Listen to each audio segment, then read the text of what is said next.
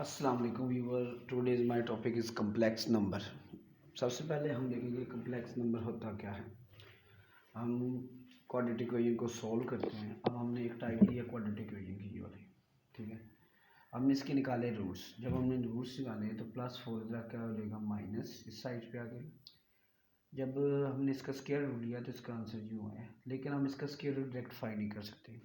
जैसे कि हमें मैथमेटिक्स में पता है कि -2 का जो स्क्वायर होता है वो 4 होता है, और -2 का स्क्वायर कभी भी -4 के इक्वल नहीं होता। तो स्क्वायर रूट ऑफ 4 2 होता है, लेकिन -4 ऑफ स्क्वायर रूट -2 कभी भी पॉसिबल नहीं है। तो एक आइलर मैथमेटिशियन था, 1707 से 1783 में गुजरा है। तो उसने एक काम कि उसने कहा यार इसका तो हल कैसे निकालूं, क्योंकि इसके रूट में -1 आ रहा है। तो उसने ये किया, उसने कहा अच्छा ऐसा करते हैं कि मैं ऐसा करता हूँ कि एक स्क्वायर रूट ऑफ -1 को इमेजिनरी कर, यानी कि इमेजिन कर लेता हूँ, ख्याली ख्याली दुनिया में चला गया। तो उसने जब आयोटा को स्क्वायर रूट ऑफ -1 की इक्वल किया तो आयोटा स्क्वायर अगर मैं दोनों तरफ स्क्वायर लूँ तो -1 की इक्वल आ जाएगी, यानी कि आयोटा स्क्वायर किसकी इक्वल है, -1 की इक्वल है। फॉर एग्जांपल हमारे पास स्क्वायर रूट ऑफ -4 था, तो मैंने क्या किया -1 मल्टीप्लाई 4 ये हो गया।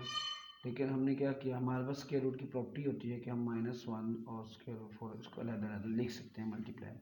तो ये टर्म किसकी इक्वल आ गई, आयोटा की इक्वल हमने दे दी, और स्क्वायर रूट ऑफ 4 क्या आ जाता है 2। तो ये आपके पास आयोटा 2 आयोटा है।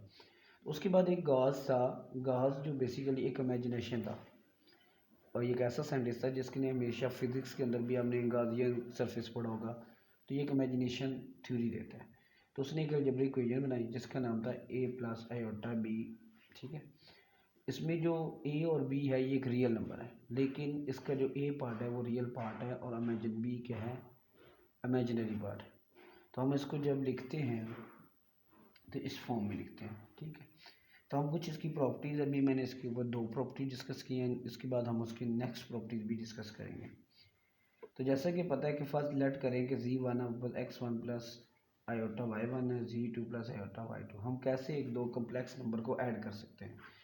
First of all z1 plus z2, तो हमने इसको तक z1 की वैल्यू पहले लिखी, फिर z2 की वैल्यू लिखी, तो ये हमने लिख ली। तो हमने क्या किया, अब जिस तरह हम अलजबरा के अंदर क्या करते थे x1 x में ऐड y1 में, इसी तरह आयोटा वाली आयोटा में ऐड करेंगे और रियल पार्ट रियल में ऐड करेंगे।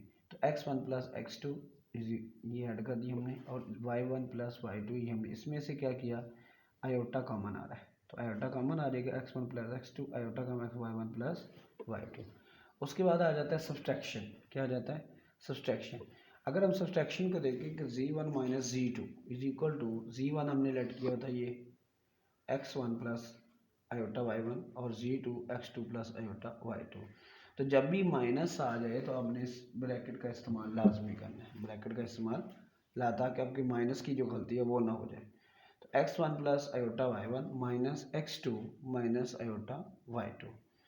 तो हमने क्या करना है, रियल रियल में और इमेजिनरी इमेजिनरी में ऐड कर देना है। तो x1 minus x2 y1 plus y1 minus y2 लहदा कर दी, इसमें से आयोटा कॉमन आ गया, इस मतलब है कि हमारे पास ये फॉर्म बन चुकी है। अब एग्जाम्पल लेते हैं, हम दोनों एग्जाम्पल, z1 हमने लेट कर लिया 2 प्लस 3 आयोटा और 3 माइनस 2 आयोटा। सेम वही कंडीशन है, रियल रियल में ऐड कर दिया, इमेजिनरी इमेजिनरी में ऐड कर दिया। यहाँ से आयोटा क्या ले लिया कॉमन इन दोनों में से, और 2 प्लस 3 5 और 3 में से 2 गया 1 आयोटा, ये आंसर। इस तरह z1 माइनस z2, तो जब माइनस आना तो हमने माइनस लाजमी लगाना है। तो फिर हमें -3 प्लस 2 आयोटा, रियल रियल में इमेजिनरी इमेजिनरी में, और ये आपके पास आंसर है। तो अभी आज का ये जो हमने ये टॉपिक चूज़ किया था वो कम्प्लेक्स नंबर की बेसिक्स थे, और साथ 2 प्रॉपर्टीज़ मैंने डिस्कस की। नेक्स्ट प्रॉपर्टीज़ के लिए हम नेक्स्ट चलेंगे।